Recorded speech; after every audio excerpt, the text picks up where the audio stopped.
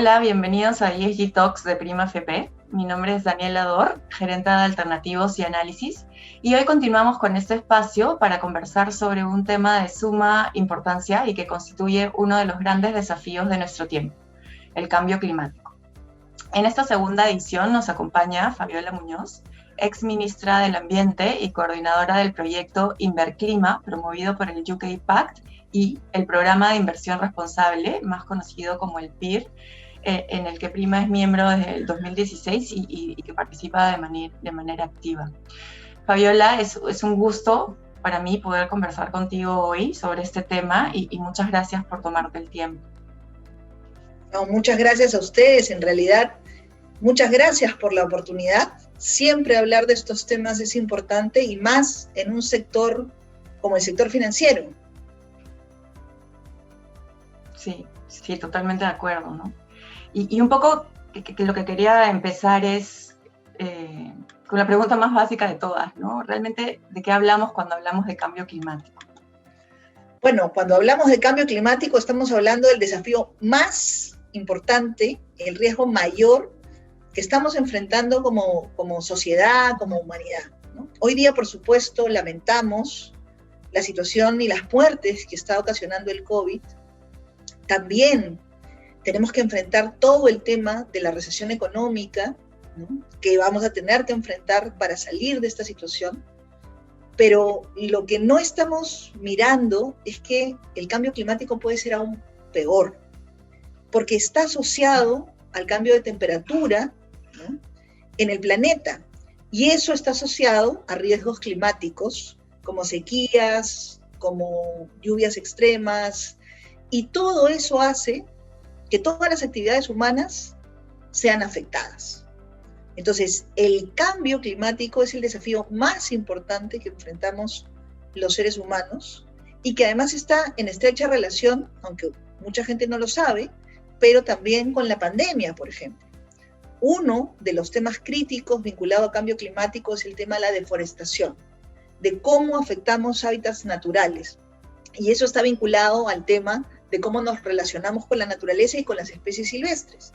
Y recordemos que esta pandemia justamente viene a través de un murciélago, que es una especie silvestre, ¿no? Entonces, ese desbalance es lo que está generando que tengamos esta alteración en la temperatura en los últimos años a una velocidad que jamás se había visto, ¿no?, y que finalmente tengamos este riesgo a nivel global.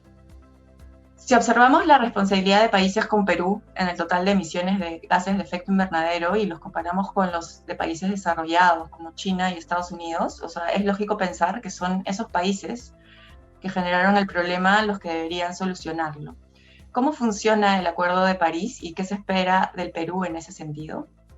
Esa es una muy buena pregunta, porque justamente los países ya desde hace varios años atrás venían reuniéndose, ¿no?, en lo que se llaman las COPs, ¿no?, la conferencia de las partes, para discutir sobre el tema de cambio climático. Pero hace años la gente decía, no hay evidencia científica, esto podría ser o no podría ser. En los últimos años se ha robustecido la evidencia científica. Hoy día ya sabemos a ciencia cierta que efectivamente la velocidad con la que se está produciendo el calentamiento global no es natural. O sea, de hecho, nuestras acciones son las responsables de que esto se esté incrementando a esa velocidad. Entonces, el Acuerdo de París es el resultado de un esfuerzo de diálogo de los países para decir, ok, efectivamente puede ser que esto sea mucho más rápido, pero no todos tenemos la misma responsabilidad. Como tú bien dices, ¿no? Hay unos que generan más emisiones que otros. Entonces lo que se hizo fue que cada país hiciera su análisis interno, ¿no?, como una introspectiva, y vieran cuáles son sus sectores, que son los que más emisiones generan, y qué medidas podrían tomar para reducir las emisiones. Entonces cada país ha definido lo que se llaman sus contribuciones nacionalmente determinadas. ¿Esto qué es? Es básicamente identificar los sectores en los que tú generas más emisiones y cuáles son las medidas que vas a tomar para reducir esas emisiones, compensar las emisiones y finalmente hacer un compromiso global, ¿no? Entonces, el Acuerdo de París es la reunión de todos los países con sus NDCs o contribuciones nacionalmente determinadas, que es, por un lado, la cantidad de emisiones que generas, pero por otro lado, el compromiso que tienes para reducir esas emisiones. Y entonces, si todos y todas hacemos el esfuerzo, vamos a tener una reducción en proporción probablemente a lo que cada país genera. Por lo tanto, el impacto se espera que sea un impacto global.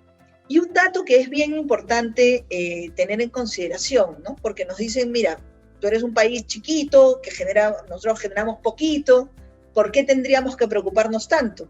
Y es que claro, o sea, aquí la atmósfera, ¿no es cierto?, no conoce fronteras, ¿no?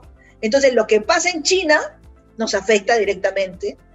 Por eso es que es tan importante que, siendo un país amazónico, por ejemplo, podamos mirar eso como un capital, podemos usarlo para tener un mercado que permita compensar emisiones. Entonces, otro que está en otro lugar puede invertir aquí en plantaciones forestales, puedes invertir en conservación de humedales, y eso permite compensar, aunque estés tú trabajando en otro lugar. Y lo mismo para las empresas peruanas, ¿no? O sea, los peruanos tienen acá una oportunidad también, ¿no? Sí, de acuerdo. Y bueno, dado, digamos, tu participación en el PIB y que, bueno, que nosotros somos inversionistas institucionales, parte del sistema financiero, ¿no? Un poco, ¿cómo crees que el cambio climático impacta o impactaría directamente al sector financiero, y cuál consideras que es el rol que debemos jugar las empresas en el sector financiero, ¿no?, en este tema? Bueno, yo tengo la aspiración de que el sector financiero realmente entienda que este es un tema para ayer, ¿no? O sea, los países más avanzados, para darte una idea, los países más avanzados ya no tienen, si pensamos en el tema de manejo de residuos sólidos, que era una preocupación hace unos años, ya no tienen rellenos sanitarios. Absolutamente todo lo valorizan porque han aplicado un enfoque de economía circular, ¿no? Entonces, en el Perú todavía estamos pensando cómo hacer rellenos sanitarios, cuando ya deberíamos estar pensando cómo valorizarlos y cerrar el círculo. Estamos siempre un poco a la saga, ¿no? En el tema de cambio climático, ya hay países que han puesto todo un sentido de urgencia, por ejemplo, a la transición energética. Y las inversiones están yéndose, y los mejores inversionistas están invirtiendo, y las empresas en transición energética. O el tema de electromovilidad, por ejemplo. Hay sectores, sobre todo en países de nuestra región, que son los que más emisiones generan. En algunos casos es el sector eléctrico, en otros casos es el sector del transportes. También hay industrias, ¿no? Hay diferentes actividades, pero todas ellas necesitan financiamiento. Ese es uno de los temas claves. O sea, no podemos hacer una transición energética sin tener financiamiento. No podemos avanzar hacia la electromovilidad o la construcción, no sé, pues de ciclovías o del metro si no tenemos financiamiento. Y esto está en escala de los pequeños, de los medianos y de los grandes inversionistas. No hemos desarrollado, por ejemplo, una cartera de inversiones en infraestructura natural, ¿no? Cuando sabemos que invertir en infraestructura natural para la seguridad hídrica es mucho más rentable en términos de asegurar provisión de agua y de servicios ecosistémicos que a veces invertir en infraestructura gris. Porque podemos invertir en infraestructura gris y no vamos a tener agua que almacenar, ¿no? Entonces es muy importante que no solo el sector financiero, sino en general todos los actores del ecosistema, tanto financiero como industrial, puedan impulsar esta transición hacia una economía baja en emisiones. Sí, ¿no? Totalmente de acuerdo, ¿no? Y creo que justamente, ¿no?, este proyecto, ¿no?, que se viene desarrollando desde el PIR y en el que nosotros también estamos participando, ¿no? Creo que va a ser, creo que es importante y va en línea con lo que justo, ¿no?, mencionas de ser, digamos, empezar a ser digamos, conscientes de este tema y, digamos, implementarlo en nuestros portafolios. Bueno, una de las cosas que a mí más me ha gustado, digamos, del proyecto que efectivamente estamos desarrollando, estamos llevando adelante con el PIR, es la propia existencia del PIR, ¿no? O sea, sí me da un mensaje potente que el sector financiero hace algunos años haya decidido empezar a mirar este tema de un programa de inversión responsable. Porque eso quiere decir que sí están siendo conscientes de que algo tenemos que cambiar, y en ese tránsito estamos. Lo que tenemos que agregarle a esto es un sentido de urgencia y una mayor ambición, porque necesitamos enverdecer los portafolios, necesitamos hacer inversiones climáticamente inteligentes, porque si no lo hacemos, en realidad ponemos en riesgo otras inversiones. Y ese es un tema que creo que es fundamental y es parte de lo que queremos contribuir desde el proyecto para los socios del PIR, pero también para otros socios, ¿no? O sea, la oportunidad de que, por ejemplo, un actor de primer nivel que está trabajando con las principales empresas de Europa, de diferentes continentes, pueda venir aquí y revisar la cartera de inversiones para decirte qué tan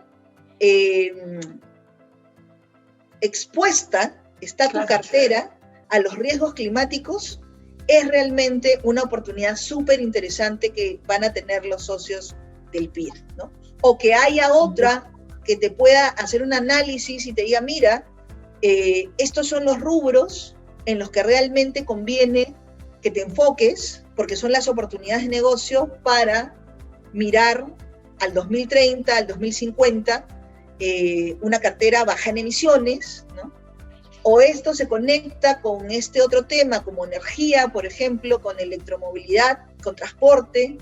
Entonces, parte del proyecto implica ayudarnos a todos a seguir aprendiendo, porque siempre se puede aprender, sobre todo este bagaje de oportunidades que son las finanzas climáticas. De hecho, hoy en el mundo tenemos que avanzar hacia una economía del clima.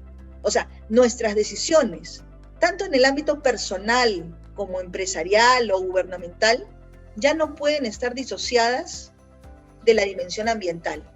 Y en este momento la dimensión ambiental es la dimensión climática. Y no, sin duda, ¿no? Y por eso creo que, claro, como tú decías, ¿no? O sea, estos primeros pasos que demos, digamos, en el proyecto, sin duda son claves, ¿no? Porque si uno no empieza midiendo, no puede tomar acción, ¿no? Entonces, midiendo los riesgos, evaluando y poder tomar acción, ¿no? Y sobre todo, un tema también bien importante es que esto no solamente ¿no? Desde un punto de inversionista es ver solamente el riesgo. Evidentemente tienes que medir el riesgo, reducirlo, tratar de mitigarlo, tratar de generar cambio, pero al mismo tiempo toda esta transición energética te da oportunidades, ¿no? Que también es súper bueno para los portafolios y las rentabilidades futuras de los afiliados, ¿no? Entonces, efectivamente, estamos llenos de oportunidades, pero a veces no las vemos, ¿no? Es como cuando empezó la pandemia, vimos en los noticieros que empezaron a salir las noticias de que en la Costa Verde teníamos delfines. Y todo el mundo se sorprendió. Oye, pero si acá solamente vemos delfines en el norte, ¿no? No es cierto. Siempre han estado ahí y siempre han pasado, solo que no habíamos tenido el tiempo de detenernos a mirarlos, ¿no? No habíamos logrado identificar esto. Pasa lo mismo aquí. O sea, estamos llenos de oportunidades en el sector financiero, en el sector de la industria, en el sector del transporte. Hace un par de días yo estaba dando una entrevista en una radio de Moquegua, porque, por ejemplo, la empresa Anglo American Quellaveco acaba de anunciar que toda su operación, que empieza el próximo año, va a ser con energía limpia, ¿no? Con energía eólica. ¿Y por qué una cosa como esa no debería ser ya la regla en nuestro país? Cuando, por ejemplo, Anglo American no lo está haciendo solamente porque es buena gente, es porque es parte de su compromiso global. De hecho, ya en Chile, muchas empresas mineras cambiaron, por ejemplo, toda su flota de vehículos a vehículos eléctricos. ¿Por qué? Para reducir emisiones. y están cambiando su matriz energética para, o sea, la energía que utilizan para ser carbono neutral. La mayoría de grandes empresas en el mundo tienen como meta llegar a ser carbono neutral al 2025 o al 2030. Y hay países que se están poniendo la meta, ¿no es cierto?, de llegar a ser carbono neutral al 2050. Eso abre oportunidades de inversión sumamente interesantes, y más aún en un país como el nuestro, que es un país amazónico, que atrae mucho la mirada de aquellos inversionistas que quieren compensar su huella, por ejemplo, invirtiendo en un sector como el de plantaciones forestales o en el de energías renovables, energías limpias. Perú tiene un potencial sumamente interesante en el tema solar, en el tema eólico, ¿no? Transporte, ese es otro sector también muy interesante. Entonces, hay oportunidades.